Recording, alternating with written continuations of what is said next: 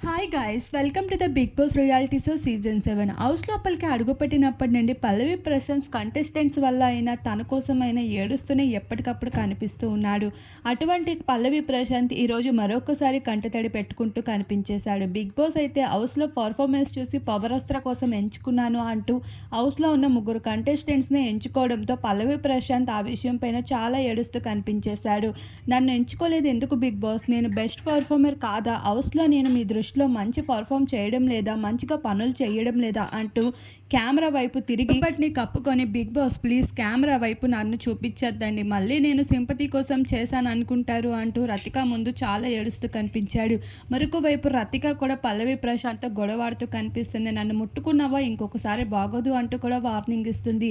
ఇక పల్లవి ప్రశాంత్ మరింత కుమిలిపోతూ కనిపిస్తాడు. ఇక ఆఖరికి బిగ్ బాస్ వెళ్ళిపోవాలనుంది ఇంటికి అంటూ కూడా బాధపడతాడు. అయితే పల్లవి ప్రశాంత్ ఫ్యాన్స్ మాత్రం తనని ఈ విధంగా చూడాలనుకోవడం లేదు. విన్నర్ కావాలనుకుంటున్న ప్రశాంత్కి తన క్రేజ్ ఏంటో తెలియక ఈ విధంగా హౌస్ మేట్స్తో పోల్చుకుంటూ చాలా భయపడుతూ ఏడుస్తూ కనిపిస్తున్నాడని చెప్పుకోవచ్చు.